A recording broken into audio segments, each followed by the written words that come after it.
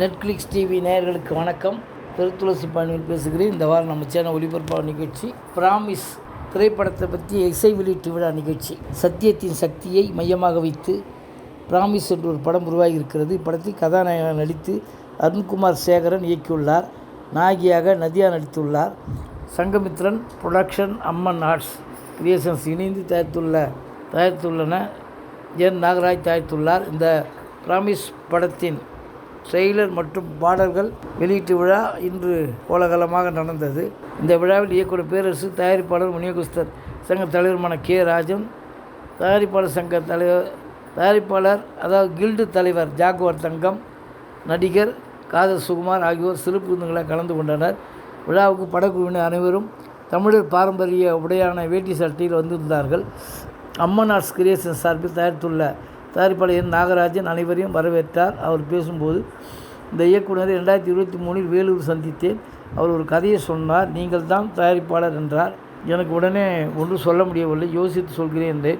6 மாதம் போனது. இதை மனைவிடம் கூறிய போது செய்யலாம் என்றார். 2024 ஆகஸ்ட் 15 படம் பூஜை போடப்பட்டது. அப்படியே படக்குழு உருவாகி இந்த படத்தை முடித்து விட்டோம். இயக்குனர் நல்ல திறமைசாலி, உழைப்பாளி. அவரை பார்த்து எனக்கு ஆச்சரியமாக இருந்தது. தலைப்பு ஆங்கிலத்தில் இருந்தாலும் படத்தின் வசனங்கள், பாடல்கள் எல்லாம் முடிந்தவரை தமிழ் இருக்க வேண்டும் என்று நினைத்தோம். வேறு வழி இல்லாமல் தான் தலைப்பை பிராமிஸ் என்ற ஆங்கிலத்தில் வைத்தோம் என்றார். பாடலாசிரியர் பாலா பேசும்போது, இப்போது வருகிற படங்கள் நல்ல பாட்டு இல்லை என்கிற குறை வருத்தத்தில் இருக்கிறது. உண்மை என்னவென்றால் அதுக்கான நல்ல பாடலாசிரியர்களும் இசையமைப்பாளர்களும் இருக்கிறார்கள். ஆனால் அதுக்கான களங்கள் குறைந்து வருகின்றன. நல்ல வாய்ப்பு கொடுத்தால் நல்ல பாடல்கள் வரும். திரைப்படங்களில் பாடல்களை ஸ்பீட் பிரேக்கர் என்று சொல்கிற போக்கு இருக்கிறது. பாடல்கள் ஸ்பீட் பிரேக்கர் அல்ல, அவை படங்களுக்கு மைலேஜ் என்று தான் சொல்ல வேண்டும். எடிட்டர் ஸ்ரீராம் விக்னேஷ் பேசும்போது, இந்த படத்தின் ட்ரெய்லரில் முழு பூசணிக்காய் சோற்றில் மறைத்தது போல் ஒரு விஷயத்தை மறைத்திருக்கிறோம்.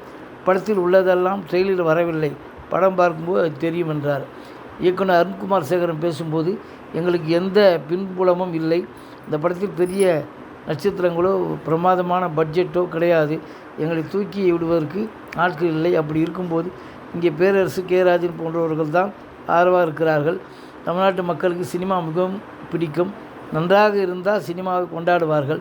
நன்றாக இல்லை என்றால் விமர்சனம் பலமாக செய்வார்கள். நான் ஊடகத்தில் 2015 21 வரை வேலை பார்த்தேன். பிறகு ஒரு பைலட் ஃபிலிம் எடுத்தேன். நண்பர்கள் ஆதரவாக இருந்தனர்.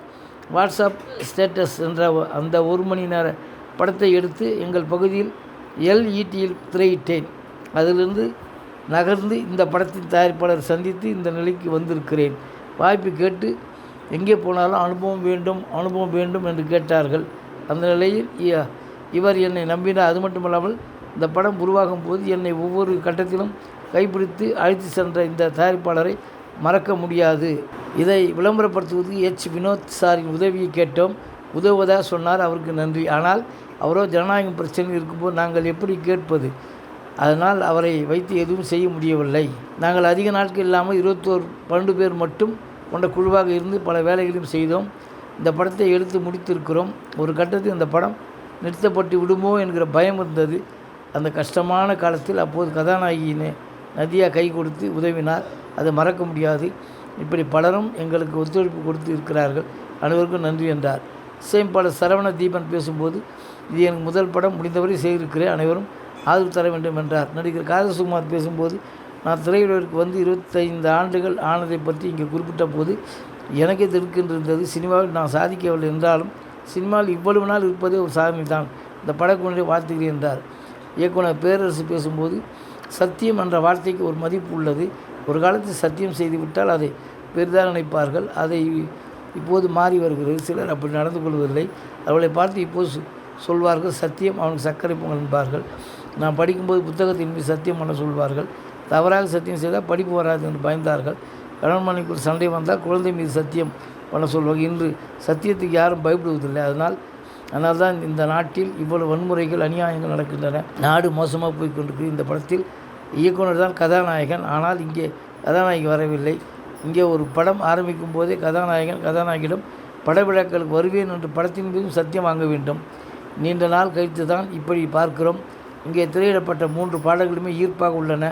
பாடல்களும் சரி, வரிகளும் சரி நன்றாக உள்ளன.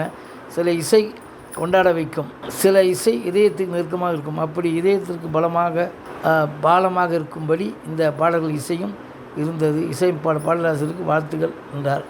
ட்ரெய்லர் பார்க்கும்போது கதை இருக்கிறது என்பதை புரிந்து கொள்ள முடிகிறது. இந்த படத்தில் கதாநாயகி தலை அடிக்கடி அடித்து சத்தியம் செய்வதை பார்க்கும்போது ஏதோ கதையில் இருக்கிறது என்று தான் சொல்ல தோன்றுகிறது. அதிக சத்தியம் செய்பவன் ஆபத்தானவன். படத்தில் செய்யும் சத்தியங்களை பார்க்கும்போதே கதை விறுவிறுப்பாக இருக்கும் என்று நினைக்கிறேன்.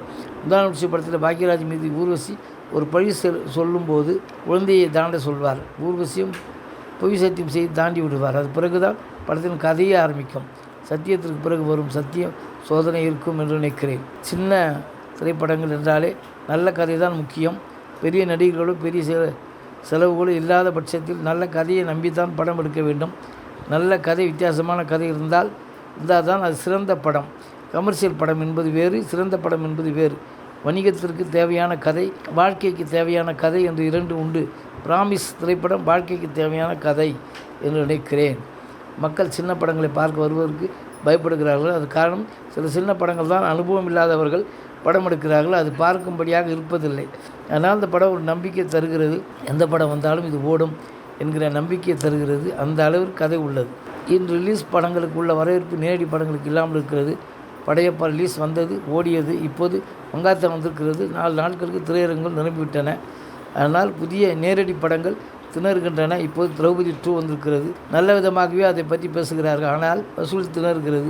இது பற்றி மோகன்ஜி தைரியமாக பேசுகிறார். மங்காத்தாவை விட திரௌபதி 2 வசூல் குறைந்து விட்டது என்கிறார். அவரது தைரியத்தை பாராட்ட வேண்டும். மங்காத்தா அளவிற்கு தன் படத்துக்கு வசூல் இல்லை என்று தைரியமாக சொல்கிறார். யாருக்கு அந்த தைரியம் வரும்? வெளியான 2வது நாளே சக்ஸஸ் மீட் வைக்கிறார்கள். ஆனால் மோகன்ஜி மங்காத்தாவோட வந்து தவறு தான், படத்திற்கு வசூல் இல்லை என்று வெளிப்படையாக சொல்கிறார். அவர் தைரியத்தை பாராட்ட வேண்டும். பொய்யாக என் படம் வெற்றி 2வது நாள் வசூல், 3ஆம் நாள் வசூல் என்றெல்லாம் அவர் சொல்லவில்லை.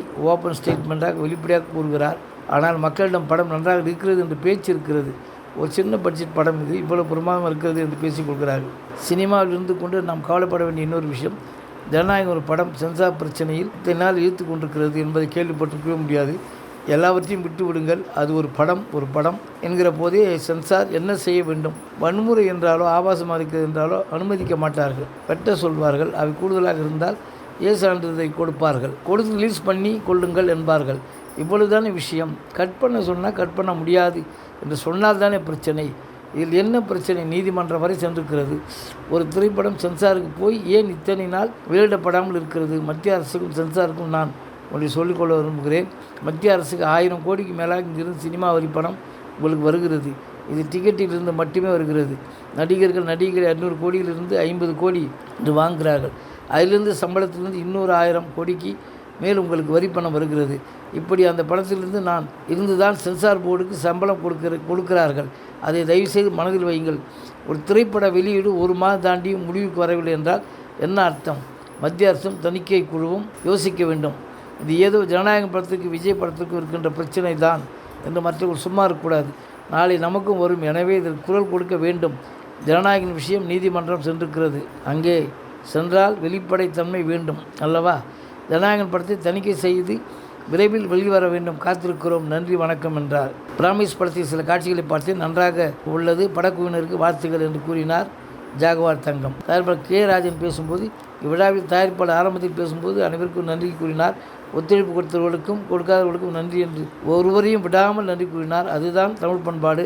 அதே போல் இங்கே குத்துவிளக்கு ஏற்றியவர்கள் இருள் விலக வேண்டும், ஒளி பெருக வேண்டும் என்பது அடையாளமாகத்தான் விலகேற்றுகிறார்கள். அதுவும் தமிழ் பண்பாடு தான். அப்படி பண்பாட்டை மறக்காமல் வந்திருந்து இந்த படத்தை எடுத்திருக்கிறார்கள். அப்படி ஒரு அற்புதமான தயாரிப்பாளர், இயக்குனர் இங்கே வந்திருக்கிறார்கள். நல்ல ஒரு திருப்தியான படத்தின் ட்ரெய்லரையும் பாடல்களையும் பார்த்தோம். அருமையான பாடல்களை போட்டு காட்டினார்கள். பாடல்கள், காட்சிகள், எடிட்டிங் எல்லாமே சிறப்பாக உள்ளது. படம் நிச்சயம் வெற்றி பெற வாழ்த்துகிறேன் என்றார். விழாவுக்கு வந்திருந்தவர்களை வேலூரிலிருந்து நிறைய பேர் இந்த விழாவில் கலந்து கொண்டார்கள். நன்றி, வணக்கம். அடுத்த வாரம் வேறு ஒரு திரைப்படத்தோட செய்தியோடு உங்களை சந்திக்கிறேன்.